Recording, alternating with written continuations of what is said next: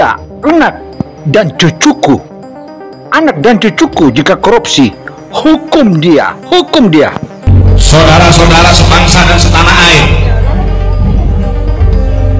kalau jadi Hindu jangan jadi orang India, kalau jadi Islam jangan jadi orang Arab, kalau jadi Kristen jangan jadi orang Yahudi. Tetaplah jadi orang Nusantara dengan adat budaya Nusantara yang kaya raya ini. Ingat wahai saudara-saudara, musuh yang terberat itu adalah rakyat sendiri. Rakyat yang mabuk akan budaya luar, yang kecanduan agama, yang rela membunuh bangsa sendiri demi menegakkan budaya asing. Jangan mau diperbudak oleh semua itu. Tetaplah bersatu padu membangun negeri ini tanpa pertumpahan darah. Assalamualaikum warahmatullahi wabarakatuh. Opini Gino Television Indonesia atau OGTV kali ini kembali mengangkat polemik terkait rancangan undang-undang perampasan aset koruptor dan selalu mengalami kendala karena ada siluman di dalamnya.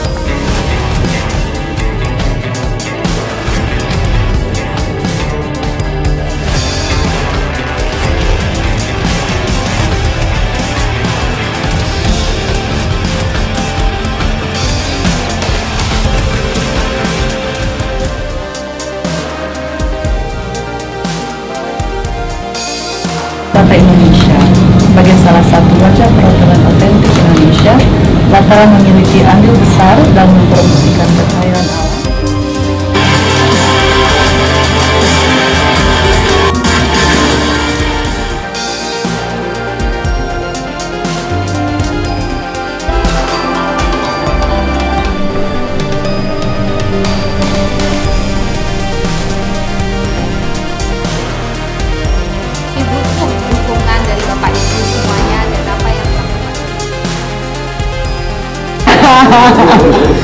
Tapi ngomongnya korannya nggak turun loh Pak, korannya naik terus gitu. Apa hasil kamu hari ini?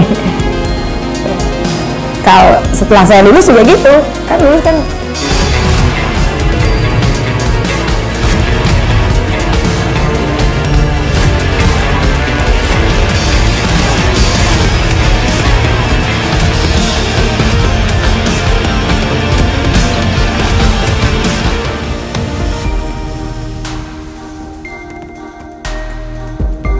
Saudara, polemik terkait rancangan undang-undang perampasan aset koruptor ini sudah berlangsung sejak tahun 2008 dan koruptor sangat ketakutan dimiskinkan, dan belakangan ini meningkat kasus kekayaan yang tidak lazim oleh aparatur sipil negara maupun legislatif termasuk keluarganya, dan menjadikan hal ini sebagai perhatian bagi masyarakat dan pemerintah dewasa ini. Lalu di mana masalahnya? Masalahnya tepatnya di DPR. Mereka enggan dan berbagai macam alasan klasik. Mereka beralasan perampasan aset itu inisiatif dari pemerintah, dan terus kita dorong agar itu bisa segera diselesaikan oleh DPR, dan ini prosesnya sudah berjalan. Kita harapkan dengan undang-undang perampasan aset itu ya akan memudahkan proses-proses utamanya dalam tindak pidana korupsi untuk menyelesaikan setelah terbukti, karena payung hukumnya jelas. Saudara, menjadikan pembahasan undang-undang atau rancangan undang-undang perampasan aset para koruptor ini menjadi suatu kebutuhan mendesak. Komisi Pemberantasan Korupsi atau KPK serta Kejaksaan atau Kepolisian telah memperkuat urgensi ini dengan mengungkap ketidakjujuran aparatur sipil negara dan legislatif dalam melaporkan kekayaannya melalui laporan harta kekayaan pejabat negara atau LHKN, LHKPN. Saya sudah katakan kita harus berani menghadapi dan memberantas korupsi, dengan perbaikan sistem, dengan penegakan hukum yang tegas, dengan digitalisasi, insya Allah kita akan kurangi korupsi secara signifikan. Tapi ini harus kita lakukan. Seluruh unsur pimpinan harus memberi contoh.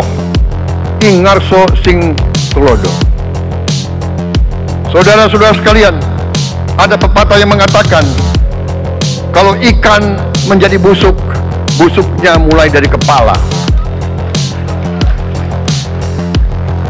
Semua pejabat dari semua eselon dan semua tingkatan harus memberi contoh untuk menjalankan kepemimpinan pemerintahan yang sebersih-bersihnya.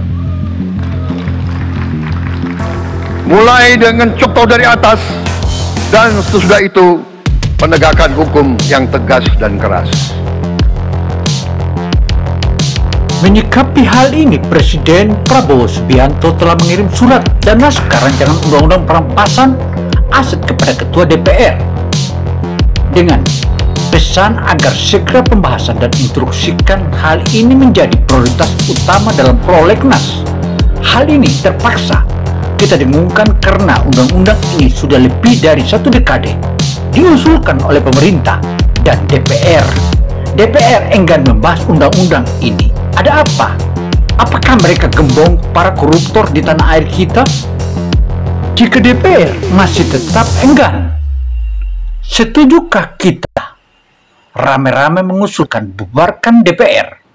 Jika ya, tulislah di kolom komentar agar bisa menjadi solusi, dan bagaimana mencari solusi agar undang-undang perampasan aset ini segera diselesaikan. Dan oleh karena itu diharapkan rancangan undang perampasan aset ini akan dapat menjadi solusi utama yang menjadi dasar hukum yang dapat dijalankan tanpa harus menunggu selesainya proses hukum yang berjalan di tingkat peradilan.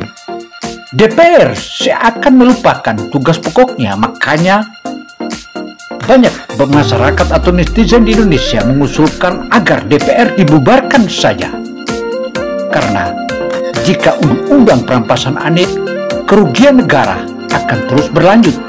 Jika undang-undang perampasan aset negara, aset koruptor tidak segera disahkan, koruptor akan semakin punya kesempatan menyembunyikan harta kekayaan mereka, sehingga kerugian negara akan terus berlanjut. Dan jika tak dilakukan perampasan aset para koruptor, kepercayaan publik akan menurun kepada pemerintah.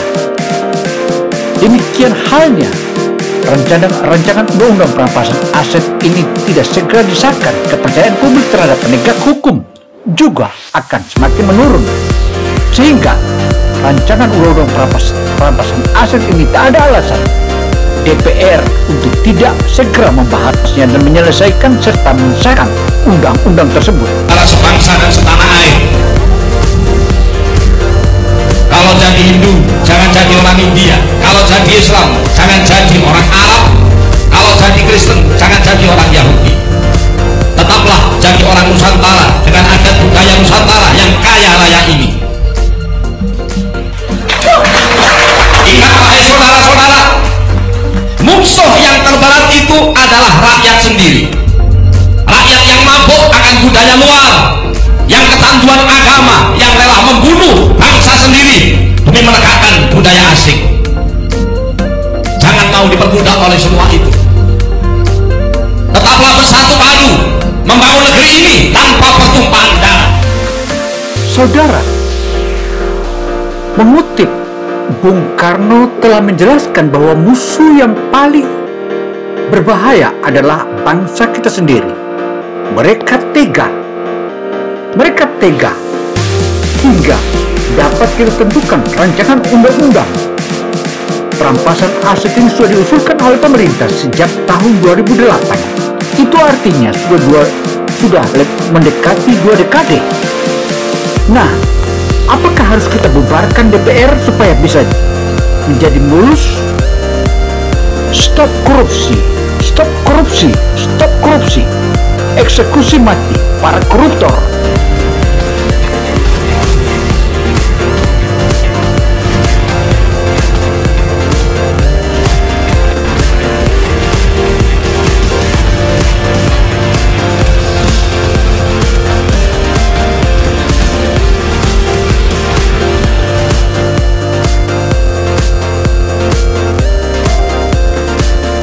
Partai Indonesia sebagai salah satu wajah peraturan otentik Indonesia lantaran memiliki andil besar dalam mempromosikan kekayaan alam.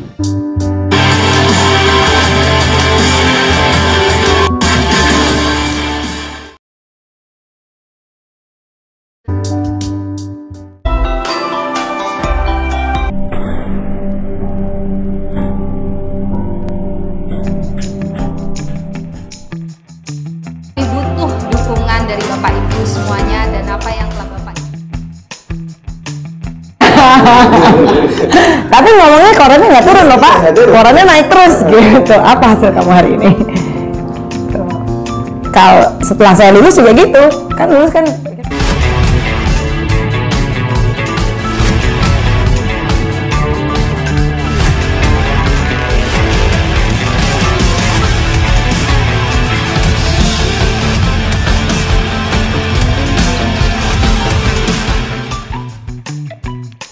Karena itu saudara, di tengah memanasnya suhu global atau konflik global atau multidimensi saat ini di berbagai belahan, termasuk yang sudah lama berlangsung di Ukraina dan Rusia, juga di Timur Tengah antara Palestina dan Israel, bahkan kini sudah merembes kemana-mana. Demikian pula di hadapan mata kita, itu tepatnya di Laut Cina Selatan.